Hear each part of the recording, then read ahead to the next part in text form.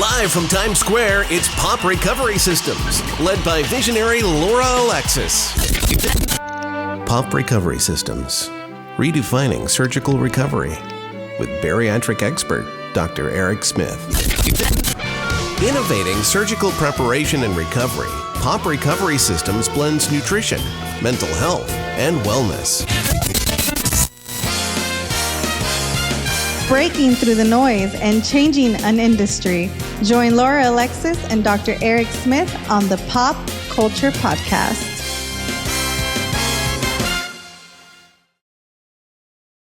Hello, everyone, and welcome to the first official episode of the Pop Culture Podcast. We are so excited to be with you today, and today's episode is going to be super exciting because I am going to be interviewing my co-host, Dr. Eric Smith. He has no idea what the questions are, so prepare to be entertained. Are you scared? I'm a little nervous, to be honest with you, because I have no idea what you're going to ask me. You nervous who gets seen by millions every, Tuesday? On TLC? Tuesday, 9 p.m. Eastern. I saw you, a little clip-it of you for like the first time. I'd never seen you on the show. I'd only seen the other, people. And I was like, oh, wow, he sounds the exact same. He looks the exact same. Not only do I play a doctor on TV, but I play one in person, too. I'm one in real life, too. I don't know what I was expecting. What did you think? I was going to talk with like a British accent, or what were you expecting? I don't know, but I was just like, oh, that's just him. Now I understand why people are like, oh, you're so amazing because you play this amazing character, but really you are this amazing character. Thank you, I think. All right. So I would love to kind of jump into the beginning of your life. Like, did you always know that you wanted to be a doctor? I knew when I was pretty young that I was fascinated with surgery, believe it or not. And there was, as you get closer to medicine, most people change their mind a few times. So I can't say from day one till the end, I knew I wanted to be a surgeon. But when I was probably 10, 11, 12 range, I had like a little 13-inch box TV in my bedroom, a little black and white TV that I don't even know what channel it was, but late at night, you could turn this channel on and they would show live surgeries. And it would be like neurosurgeries, and it was all different types. And I would stay up. I'd like turn my lights out so I could stay up late, and I would watch these things. I was fascinated by it. And I always thought how cool that would be to be able to do that with my hands. But, the pressure of, it's not like just drawing a picture, and if it doesn't turn out, you just throw it away and you do it again. It was like you get your one shot to make a difference. So I was always fascinated with surgery. And it's funny, like I went through middle and high school always telling my teachers when they'd say, what are you going to do? I'm going to become a physician.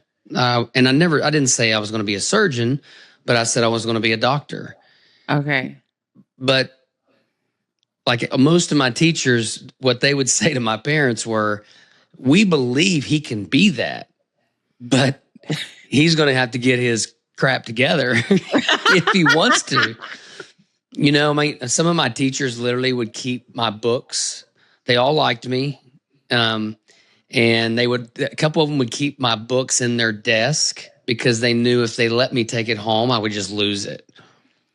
So they would look out for me because they knew I could get my homework done by when I get back into school that morning, but I would probably leave it at home or I'd forget it. Oh my gosh. So I never got discouraged during like leading into college that I couldn't be that. I definitely didn't work as hard as I should have at my grades. I knew what my parents wanted, and I was good just getting the bare minimum. My sister was extremely intelligent, so a little bit of it was passive aggressive that like I'm not her. I'm my own person, I'm not smart. Yeah. And it wasn't that I didn't want to be known as smart, but I just, I had played sports and I did lots of other things. And for me, I was just probably a little stubborn too. But the whole time leading up to college, I always said, when they said, what are you going to do? I'm going to be a doctor, except for the end of high school. Believe it or not, I played drums in a rock band when I was like 16 with guys that were in their mid-20s. Wow. We would lie about my age. We were playing in bars and all sorts of places. And I thought, man, you know what? I'm either going to go to medical school or I'm going to just be a rock star. Mr. Goody Two Shoes, Kentucky Kind, was in a band lying about his age, getting into clubs. Okay. Well, I mean, it was because I needed to play music. The music. Yeah. So I'm super shocked that you knew since you were young that you wanted to be a surgeon. I'm also quite surprised that you were actually watching a television. I thought back then they listened on the radio. Oh my gosh. I knew as soon as I said black and white that it was going to go south. I was waiting for like the best time to say that. It was stewing. Yeah. So walk me through when you go to college, because there's a bunch of college that comes with actually becoming a surgeon, right? Right. It's like a bunch of years. I've always wondered what the details were of that. So like when you go into college, you do what, 4 years first and in what? Well, before you go to medical school, you can do pre-med, but pre-med is you don't really get a degree. You're just taking courses to prepare you for medical school. So a lot of people don't encourage you to do that because, if you either don't get in or you decide you don't want to do it, you've gone to college for years and you don't have a degree. So, you can go to medical school and get a degree in business if you want, as long as you take the requirements to get into medical school, the physics, the chemistries, the biochemistry, some of the biology, some of the classes, if you hit those. For me, which looking back on it, it was completely stupid. I was a biology major. So what the heck was I going to do with that if I could go into medicine and be a freaking biology teacher? Can you imagine me and my ADHD running around in a room trying to teach kids biology? But I did biology and I was close to minor in chemistry. I don't think I got it, but but my end goal was to go to medical school. So you're saying that if you take all the pre-med courses, but then you don't go to medical school, you don't have an actual degree? Not unless you got a major. You can hit those courses under a pre-med. That's not really a degree. Or you can hit the same courses under the umbrella of biology or chemistry or whatever. Wow. And I actually went to college to be a place kicker. I was a place kicker for the football team at Marshall University. And so my first semester, we show up and they would make the schedule for the football players. They would make sure they picked your classes so your schedule wasn't overwhelming. And I show up for freshman orientation and I got 12 hours. And I'm like, what? I don't have a single science class and I only have 12 hours. I'm like, well, yeah, but football's overwhelming. We want to make sure you can handle the load. And I'm like, I'm a kicker. I'm just a kicker. I can figure this out. I can do this. So it really put me behind. I didn't even take a science class my first semester. I only did 12 hours. Then they figured out, okay, this guy's not an idiot. He's not going to flunk out. So I actually spent 5 years in undergrad because I was kind of behind, and I took some extra classes too in preparation to go to medical school to get my degree. So a doc and a jock. Kicker. Some people don't count a kicker. I do. I stand up for kickers. I count kickers.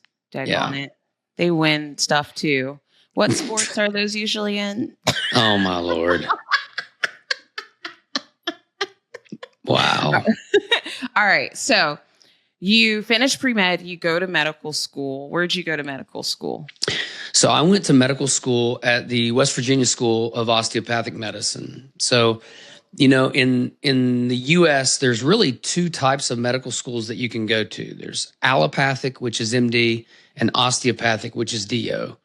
There's a lot of different ways you can explain it. The osteopathic medicine was years ago was developed with the principle of mind, body, spirit and a more holistic approach, which obviously makes a lot of sense in the current day and age of medicine. Back then, it was kind of seen as a little out there. And they really taught you when it was founded to treat the whole person, not just a symptom, not just an organ. But what's interesting is there are some medical schools in the United States that literally sit in the same classroom. Like, for example, Michigan State has an MD medical school, a DO medical school. They sit in the same classroom. They do all the same classes. And then the DOs usually do about 300 plus extra hours of what they call osteopathic manipulative therapy, which is what you would attribute to like a mix of physical therapy, acupuncture, chiropractic medicine, more mind, body, spirit, hands-on medicine. Now, somebody like me as a surgeon, I probably maybe upset some of the forefathers, but I don't really use that, in my practice. Mm-hmm. But they're two different types of degrees, but yet they're taking the same test. They're doing all the same things. And then ultimately your training, you kind of come back together. The school that I went to in West Virginia was a really small class at the time. It was only about 60 some kids in a class. And I liked that. I liked the fact that I knew my professors. It was an isolated medical school. So it was in a town where the only thing that was there was the medical school. It wasn't like part of a college. Oh, wow. And so we got a ton of one-on-one time with our professors. I had a phenomenal experience in medical school. So is it true that once you kind of get towards the end that you decide you want to be a surgeon, that you then get to pick what kind of surgery you do? How does that process work? I've always wondered about that because there's so many different kinds of surgeons. Yeah. So when you're in medical school, the first 2 years, you're kind of on campus and you're doing classwork. Mm-hmm. We actually did a lot of clinic work, a lot of hands-on, underserved clinics and things like that. But it gives you a chance to touch patients, talk to patients, interview patients, feel really comfortable, with a patient. And then your third and fourth year of medical school, it's 4 years. That's your rotations. So you're required to do X amount of rotations in a bunch of different specialties: pediatrics, OBGYN, surgery, family medicine, ER. And then you get some electives to do what you're really interested in.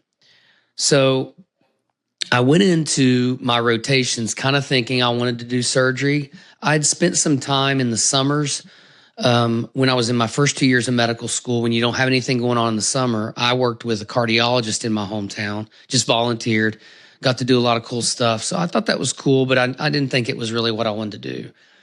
And then my first surgery rotation in a small little town in West Virginia, it was just me and a surgeon. And I loved it. Like, I knew right away. I'll never forget, he was kind of this hardcore country surgeon. And I walk in and I bring my lunch because I thought, man, we may not have time to eat, so I'm going to be ready. I'm going to work. And he looked at me. First thing he said, "What's that in your hand?" And I said, "Well, I brought my lunch, sir. We're going to be busy. I don't need to take a break. I'm good." And he said, "Eating's a sign of weakness, don't you?" Like, dead serious. And I'm like, "Absolutely it is." And I just kind of threw it over my back and I just went on about my day. Oh my God. But he ended up loving me. Like, because I worked hard. It was just me and him.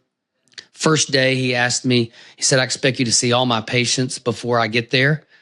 And he had like 14 in the hospital. It was like my second rotation. I didn't even know how to write a note on a patient, Barry. Without it taking me forever. And he got there. I got to the hospital at 4:00 in the morning, and I got all but 2 of the notes done. And he got to that chart and he said, where's the notes? I said, I apologize. I wasn't fast enough. He said, "So what are you going to do tomorrow?" And I'm like, "I'm going to get here at 3 instead of 4. He's like, "Good answer." Wow. But at the end of the time, he said, "I want you to," he said, "Surgery's cool to anybody, but I want you to know what the life of a surgeon is like. If you love it, you love it.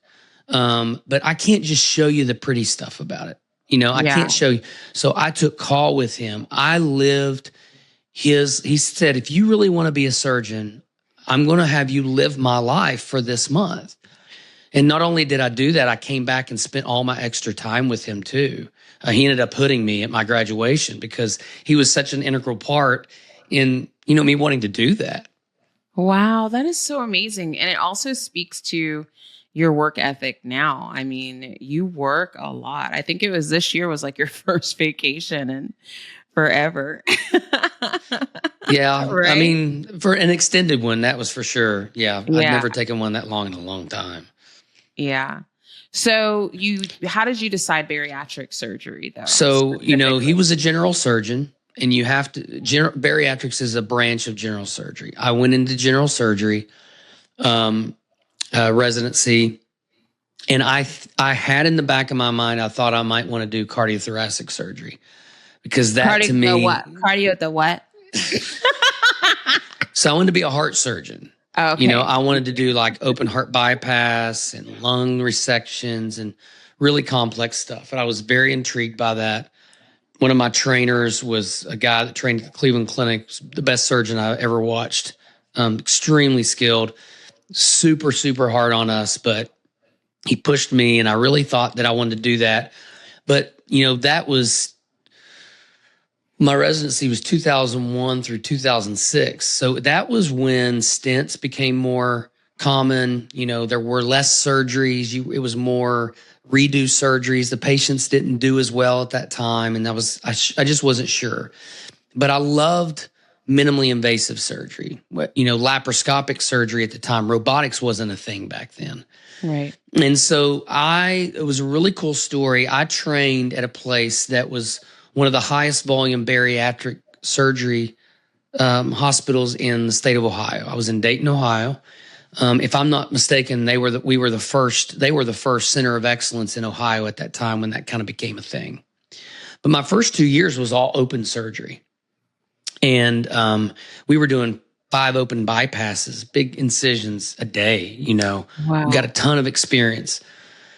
And minimally invasive bariatrics started to penetrate the market. So it was becoming a thing, but man, it was taking people a long time to do them. A bypass now takes me on average of 50 minutes. It was taking 4.5 hours to do a laparoscopic gastric bypass, and 50% of the time they were converting to open. The instrumentation wasn't built for it. The skill set of surgeons wasn't built for it. It was just difficult. It was probably the most challenging minimally invasive surgery out there to this day was bariatrics. And so my trainers brought in a guy who had finished a fellowship, and he was going to offer laparoscopic bariatric surgery to the patients who qualified, lower weight, lower BMI patients, so they could have that as part of their practice, as well as he over time could teach them, how to do it. And I was fortunate enough in my residency, the year ahead of me, they lost one of the residents to a fellowship program a year early. So there was only one fifth year, which is the last year. And I got asked to be chief resident with him as a fourth year, which normally you only get to be chief as your last year. So I got asked to be co-chief with him as a fourth year resident. And I knew I would be chief again as a fifth year, which had never happened. So I knew my case volume was going to be really good. I knew I was going to have plenty of surgeries under my belt. So I went to him and I said, I tell you what, I'll make you a deal. You're the new guy here. You're going to get a medical student driving the camera for you when you operate, which is not going to be a good camera holder. And you're going to get, who knows as your assist. So I'll bypass being the chief in another room and being the primary surgeon on these general surgeries, and I'll drive the camera for you. I'll be the medical student for 25 cases, so your cases go smoothly. But if I do that, you have to teach me how to do these surgeries. Wow. Because I thought, if I can learn to do a laparoscopic gastric bypass, I can learn to do anything. It was one of the most challenging laparoscopic surgeries back then. And he said, you would do that? And I said, absolutely, I will. He said, okay, deal. And I literally humbled myself, drove a camera, for 25 surgeries. And then when he got to that point, he said, okay, so you've got 20 minutes, do this part. If you proceed, you complete it, I'll let you keep working. If not, you stop there and I'm going to get you into this. So then when I started doing really well with that and I was progressing really well, most residencies have a resident clinic. And usually the resident clinic, it's where the residents learn to do the clinic side of surgery, how to work up a patient, how to interview a patient, how to schedule them for surgery, seeing them post-op, how to manage the complications. And most residency clinics, a lot of times it provides care to the indigent care, people who don't have insurance, right? And it's overseen by an attending physician. It's not that they're playing doctor, but they have to have some autonomy to learn how to go out on their own. So I went to him and I said, look, why can't we start a bariatric clinic too? And he said, well, what do you mean? I'm like, well, we do a general surgery clinic, and my trainers didn't do Medicaid patients at that time in Ohio. The reimbursement was poor. And I said, why don't we offer this to people who normally wouldn't have a chance to get it, who really need it? But the residents can manage it and you guys can oversee it. But here's the deal. Every person who qualifies for a laparoscopic gastric bypass, I get it, whether I'm running the clinic or not, because I'm the only one to put in this time. And I said, but the other ones that are done open, it's great surgery. It teaches, these residents how to access abdomens on obese patients if they come in the ER with an emergency. And he said, okay. So when we started doing that, that's when I got to see people post-op.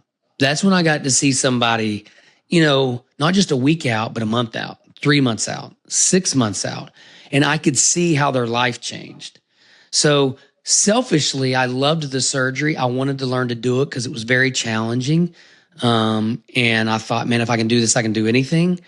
But in turn, I saw the true benefit of what I was helping these patients achieve. And then I was sold. And I'm like, I cannot not do this with my career. It's so crazy because I've never heard this story before. I've never heard these details before. And it fits you so perfectly. It really does help build up to how the beginnings of this amazing career that you have built over the last 18 years. You've opened practices, you've run practices, you're the medical director of all these fancy, schmancy, amazing things. You've raised some beautiful boys. We know, I feel like anyone can Google you and see the accolades and the positives of everything that your career has brought you. But we want to get a little personal. What do you think? What do you feel like this career may have not taken away, but like if we're not painting everything as a rainbow and butterfly situation, what are some of the things that you have learned that you've seen as growth opportunities through your career because of the demanding, work that comes with what you do? Oh, wow. You're like Barbara Walters. You're going to try to ask questions to make me emotional. Well, we're trying to get people to know who we are, and I feel like I've never Googled you, just so you know. I won't do it. I refuse to do it. I know there's I've never Googled things. Myself. Katya has Googled you. Katya is our client advocate, but she has Googled you and she's just like, he's amazing and all this awards and he's done this and he's done that. But the man behind all that, what have been some growth areas that you have had to really kind of look at yourself and say, I need to grow in these areas in order to also, as well as my career is going, make sure that my personal life, that my family life is growing as well. Yeah. It's interesting. You learn a lot of lessons. And on one hand, you can say, I wish I had. But I've also learned in life that, if I didn't do those things and go through those things, I wouldn't be the man I am today. I think so. It's almost like you've got to be very careful. You're talking out of both sides of your mouth. Yes, there's times where I did, one more ball game with my kids, or I didn't leave early because I had to go to the hospital, and we could go on and on and on. And I don't think there's anything wrong with acknowledging that. And, if I had it to do all over again, but I think I worked really hard to try to find that balance the best I knew how. I think my family understood that as becoming part of healthcare and taking care of patients, you give so much of yourself to your patients. And it's almost like your family understands that they have to give up some of you for you to give everything that you need to give to them. But I also think, like I just said, that we're all, I think there's a couple songs that come to my mind. It's funny. One of them is like a Christian song, and one of them is like a hard rock song.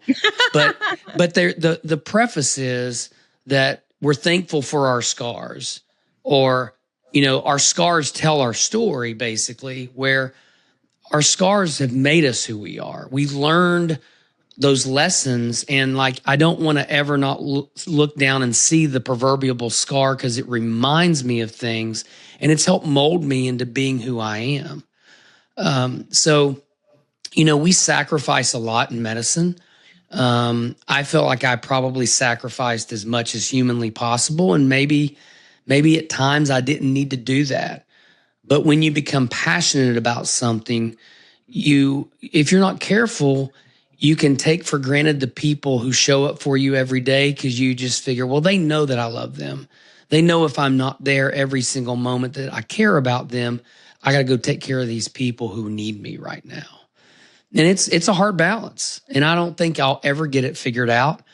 I think if I ever think I have it figured out, I need to retire, because I think it leads to a level of complacency that's probably when I step back from patient care. Yeah. I mean, I would say that that's probably, even before getting into the company we have together, the balance of family and business has always been very challenging for me. Because in my mind, I'm like, well, I'm doing all this for them Right. so that they can have, a better life,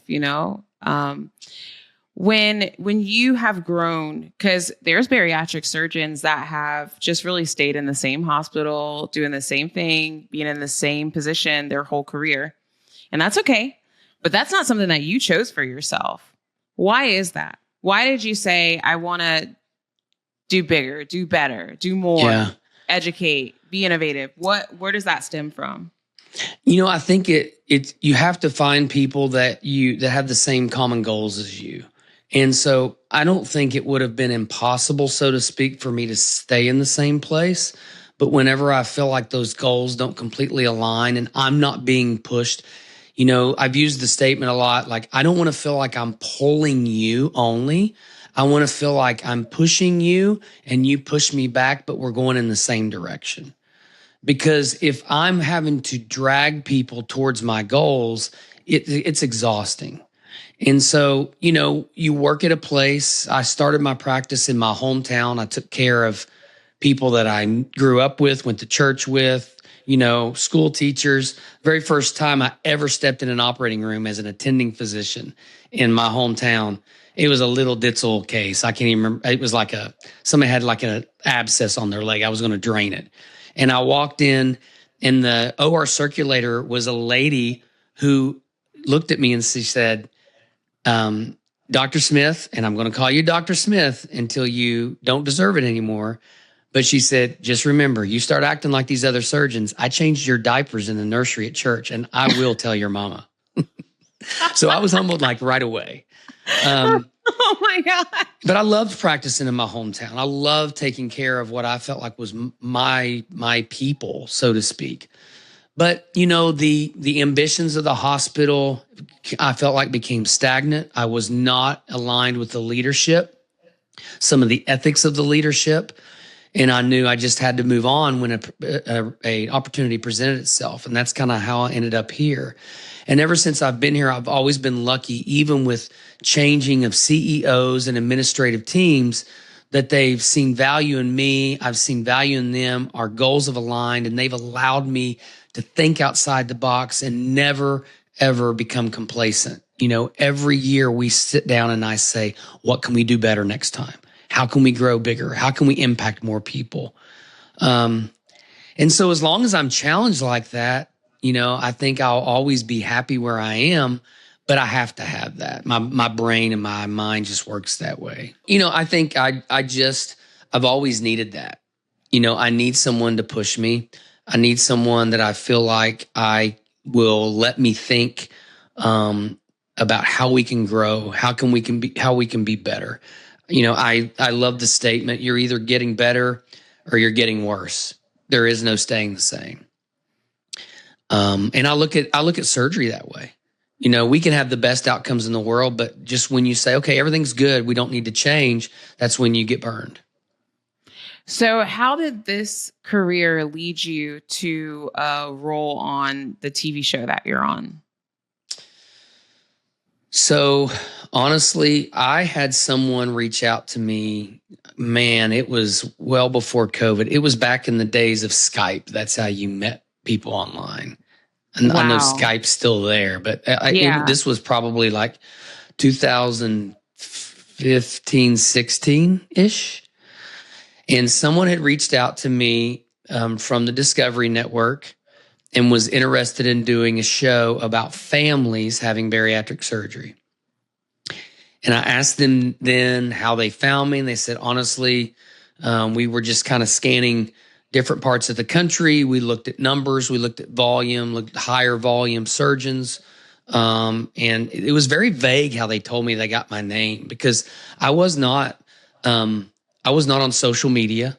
There was not anything out there that they could have seen about me. But anyway, and our hospital focuses on bariatrics. That's our big program. But so I did a couple interviews with them. They said, do you have a lot of patients like this? Husband, wife, brother, sister, mother, daughter? Yeah, absolutely. Just did these patients, gave them some examples recently. And they said, so on the last meeting where I thought, okay, maybe I'll commit to this. It was going to be for a pilot. They said, do you have any that don't speak anymore? Do you have any that are now divorced? And so there was always this. It wasn't they were interested in husband, wife, mother, daughter, sister, brother. It was that with the garbage, that with the drama. Yeah. And I just literally said, I don't think I'm your guy. I'm not interested. I'm not in a position that I want to expose my patients to that, because that the way that came up. And I said, thanks, but no thanks. And so, gosh, I guess it was 2018, 19 maybe. My office manager at the time brought me a note and said, hey, someone called. They want to speak to you there with the Discovery Network. And I'm like, yeah, whatever. And I tossed it on my desk. And a week went by, and she came back. She said, did you ever call them? And I said, no, I didn't call them. And she said, just give them a call. Just see what they want. And I said, okay, I'll call them. And one of the girls in my office came to me and she says, I wonder if it's about the 1,000-pound sisters. And I'm like, who's the 1,000-pound sisters? I had no idea what you're talking about. She's like, oh, that's these two sisters. They're on YouTube and they're from Kentucky and they're talking about maybe having weight loss surgery. And I'm like, I had no idea. So I called, and sure enough, it was a production company who did the show. They had just finished the first season. I had never seen the season before. I would be totally honest. No offense, TLC, but I had not seen the first season. And Amy had surgery by Dr. Proctor in Atlanta, and Tammy had not. Well, I didn't know that. All I was told was one sister had the surgery. The other sister isn't quite there yet. And that's all they told me. And I'm like, okay. So we went back and forth. We talked about it, and I went to my CEO and told him about it and presented it to him. And he's like, "Do you want to do this?" And I said, "I'm conflicted a little bit." And he said, "I'll be really honest with you. Excuse my French, but he said, this is going to be a real big pain in my ass if we do this because the legal, we'll have so many contracts. We'll have to get legal involved. We'll have to do all this." And he said, "But I'll support you if you think we should do this." And I said, "Here's the only reason I'm thinking about doing this. Number one, it really ticks me off when they take people, especially from small town communities, and they quote, ship them off to the big city to get good care. We provide better care than anybody in the country, or as good at least. And that, I hate that portrayal." I said, "Second of all, I have a real problem with the narrative that's shared on TV right now with bariatric surgery. And I won't mention names, but just the way that it's done. I think it's derogatory. I think it takes the patient and almost makes fun of them and in the process of getting there. And I'm not okay with that." And he looked at me and he said, "Okay, fair enough. But if you don't like it, are you going to do something about it?"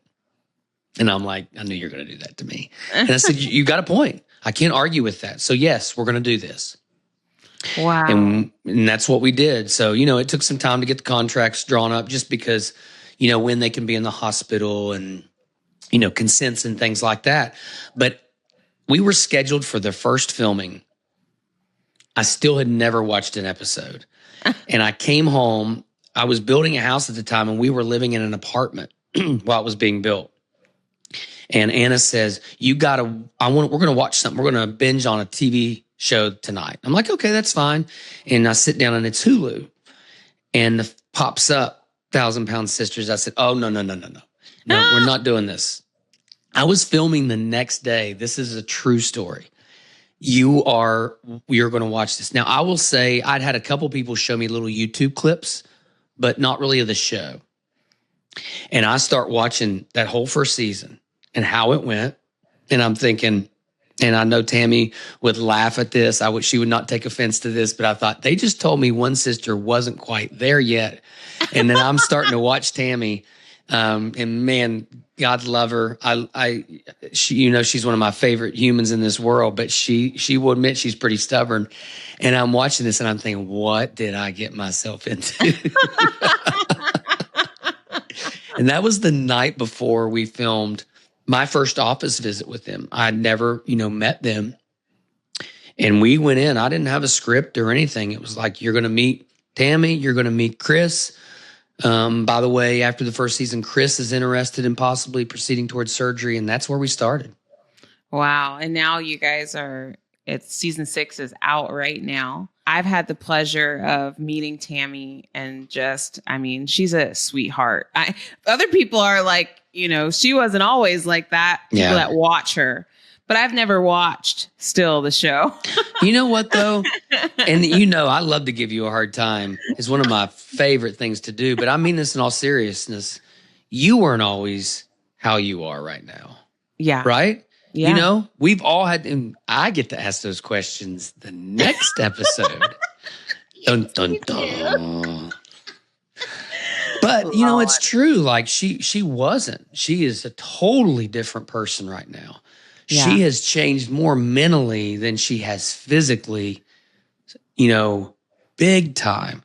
But no, she was a tough cookie for sure. Yeah. And now, you guys are such a big part of each other's lives, and she just thinks the world of you. And I think that what I love the most about you, even though I wasn't expecting us to become like brother and sister like we are right now, one thing I respect the most about you is just how truly kind you are. It's not a facade. You really are that kind to a fault. I feel like God brought me in your life to mean me up a little bit. No. Just to be that mean part of you. Okay. Well, you do have Anna too. Yeah. Yeah, you guys are similar. So I wanted to know from some of the listeners and followers that we have both questions that we should ask each other. So I narrowed them down to like the 3 that I actually liked. So I'm going to ask you them right now. What's one health or wellness myth that you've encountered in your career that you're excited to debunk on this podcast? Oh, man. That's like an episode in itself. It's hard to pick one. I know. Just pick one. And don't say why you're going to debunk it. Just pick the myth. What health and wellness myth you've encountered in your career that you're excited to knock that out? Like, this is not true. That losing weight is not the most important thing that you should be focused on accomplishing with weight loss surgery. And that even has my wheels turning. With so many wellness trends, what is a way to determine which ones are worth exploring and which ones to avoid in a topical way? Like, what's a quick thing that you can see and be like, actually, this is worth my time to explore? You know, as a surgeon, and I think as an analytical person, but I'll specify as a surgeon, I look at life and decisions in life in this way. What's my risk and what's my benefit? And if the benefit outweighs the risk, then it's probably worth a shot. If the risk starts to become even with the benefit, then I have to second guess. If I'm looking at a patient and that benefit doesn't far outweigh the risk, I probably shouldn't be operating on them. Even if a patient has a tumor that's going to take their life, but if the risk of me removing that tumor is as high as the benefit, I still am doing them a disservice to do the surgery and maybe end their life on the table versus letting them spend more time with their family, right? Right. So I look at problems that way. You know, we're not going to get political, but you know, when COVID came out, when decisions about vaccines, I'm not telling you what I believe or disbelieve. I'm just saying I look at everything like, what's the risk? What's the benefit? And do I think the benefit far outweighs the risk if I'm going to make the decision to do this or not? Yeah. I think people can look at that in health and wellness. The reality of it is we have so many supplements out there. We're never going to have good data because guess what? There's not a drug company to make money from it. So no one's going to spend billions of dollars on a study to make multiple billions of dollars on a product because the supplements are so cheap.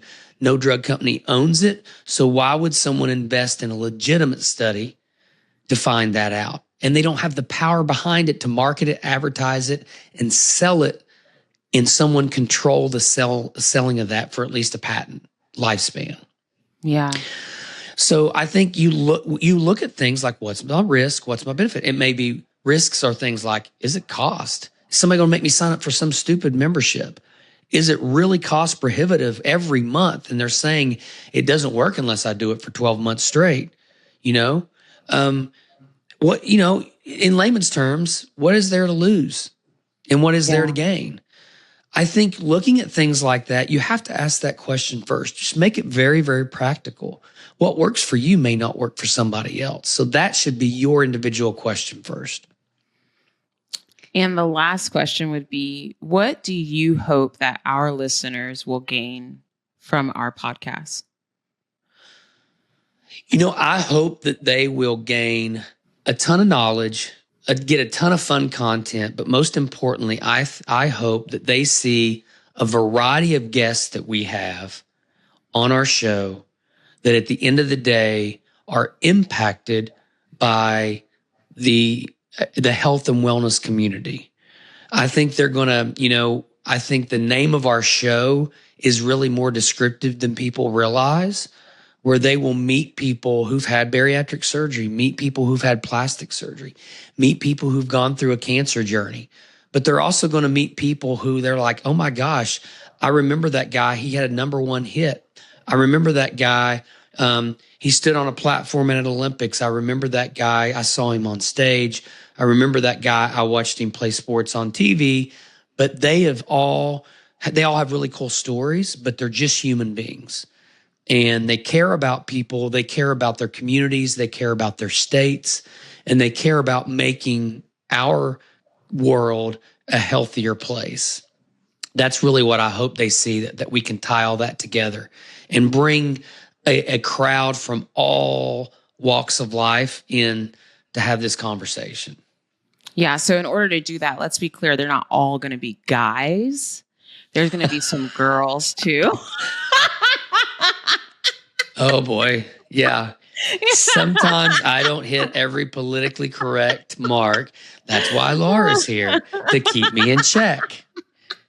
So see, I don't have to try. I let her shine by leaving that part open. I set her up. That's why we work so well together. That's very demure of you. Oh gosh. Very cutesy. Very mindful. Oh my gosh. Well, I don't know about you, but I have absolutely loved this first episode. We are so excited to bring you so many different guests, so many different stories throughout this podcast. And next week, you'll be hearing my story. I will be on the podium. Oh, and trust me, it's going to get good. Do not miss it. Why do you have to sound so creepy? And trust me. I have some control now. Well, make sure you don't miss it. The creepy Kentucky is up to something. See you next time. All right. Bye.